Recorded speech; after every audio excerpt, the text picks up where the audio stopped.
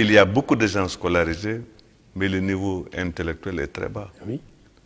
On a préféré la quantité à la qualité.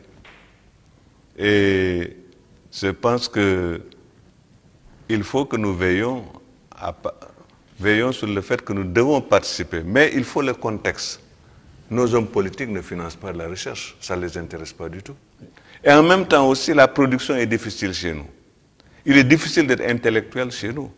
Pour être intellectuel, il faut être vraiment un marginal. C'est-à-dire un type qui ne vit pas dans la société.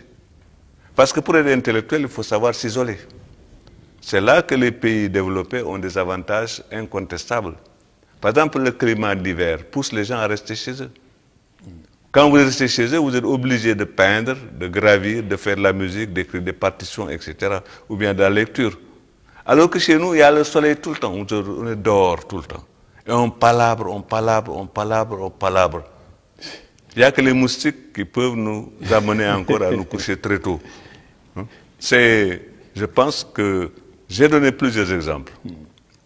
Ousmane Socé, c'est un écrivain, il a écrit 2 ouvrages, Mirage de Paris, qui devait s'appeler d'ailleurs à l'époque Paname, et aussi Karim.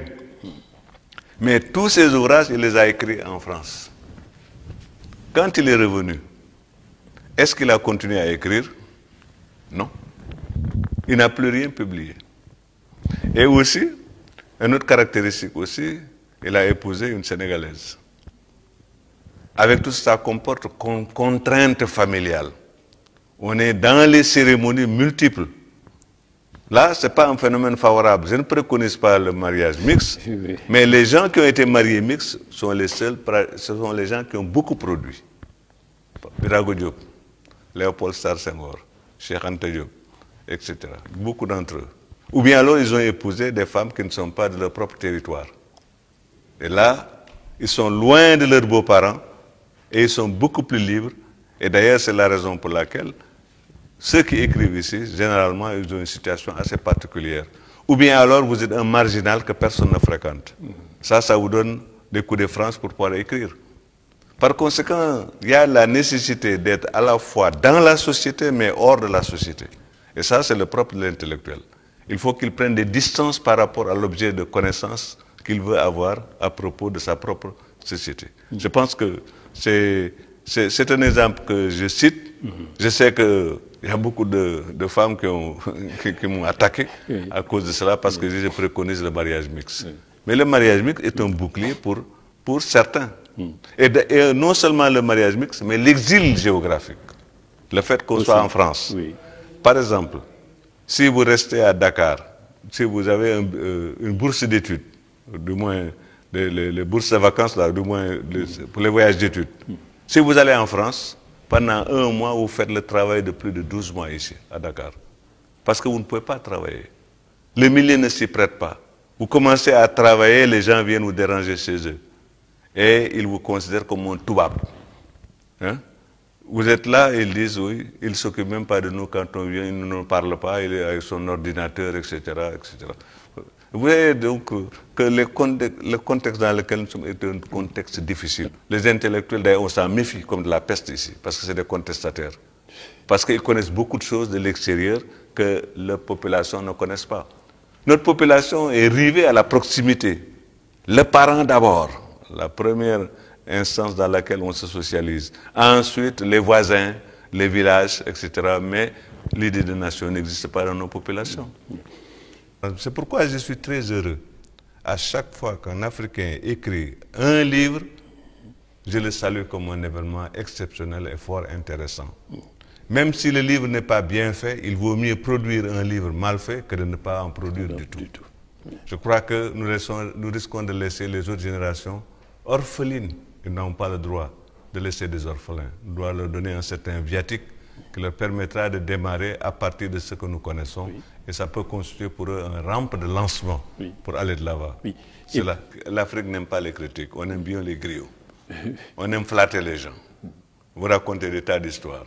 Si vous dites autre chose, évidemment, vous partez à un marginal par rapport à votre propre société. Ça, je le comprends et je l'accepte d'ailleurs, je l'assume. Je l'assume. Mais il faut critiquer Mais quand on critique, c'est pour voir les défauts et y remédier. Voilà. Ça, c'est source de progrès. Par exemple, moi, je n'ai pas peur d'échouer. L'échec, c'est la mère des succès. Quand vous avez échoué, vous cherchez à savoir pourquoi vous avez échoué, vous essayez de réparer et vous faites des progrès. Oui. On a tendance ici à théoriser avec beaucoup de coquetterie. Ce n'est pas mon domaine. Je ne suis pas fort en mathématiques, je ne suis pas fort en statistiques. Il faut laisser ça aux mathématiciens. Mais ça, je pense que c'est une attitude tout à fait négative. Et ça n'est pas fécondant. C'est-à-dire que vous ne croyez pas à la spécialisation, c'est ça que ça veut dire?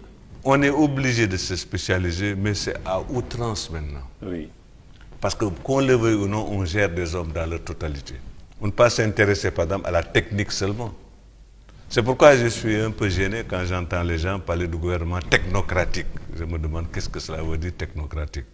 Pas politicien, parce que peut-être. Technocratique, ça veut dire vous occuper seulement de technique. La technique est au service de quelque chose. Il y a la technique, il y a l'humain. L'homme, de par sa nature, lutte contre la nature pour effectivement la dompter et l'utiliser. La technocratie, ça ne veut pas dire grand-chose. Technocrate de quoi? Dans un domaine, mais dans vous êtes limité. Et je pense que ma génération était à la quête d'un savoir encyclopédique.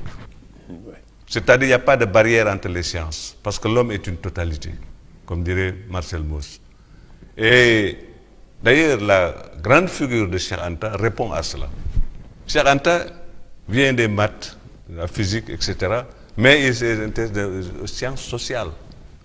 Parce qu'il voyait très bien que le système est un tout. Pour le démolir, il faut l'attaquer sur tous les plans. Et il a essayé de le faire, effectivement, dans différents domaines. Un leader politique célèbre, je ne nommerai pas du tout, a dit « Nous aussi, on a le dessert ». Il dit « Qu'est-ce que vous avez comme dessert ?» Il dit « La cola ». Ah oui. La cola est un excitant, ce n'est pas un dessert. Est-ce qu'il est nécessaire même d'avoir un dessert dans la vie? Ce n'est pas parce que les Européens considèrent que civilisé, c'est celui qui a l'entrée, le plat de résistance et le dessert, que nous devons le copier. Ça veut dire qu'encore il y a un mimétisme extraordinaire. C'est pourquoi je passe tout mon temps à guerroyer contre les singes qui imitent et les perroquets qui répètent. Ils peuplent effectivement nos universités la plupart du temps. Et en même temps aussi, je pense que ça devient un vaste jardin géologique analogue à celui que nous avons à côté. Oui. Mais alors... Il faut partager le savoir. Il ne s'agit pas d'avoir un savoir égoïste, faire un peu comme le charlatan. Nous devons être anti-charlatans de ce point de vue. D'ailleurs, cela est si vrai que le charlatan est un mystificateur dans nos sociétés. Pour dire que le charlatan est efficace, on dira qu'il ne parle même pas wolof. Il parle que Socé, Bambara, etc. À beau mentir qui vient de loin, bien entendu.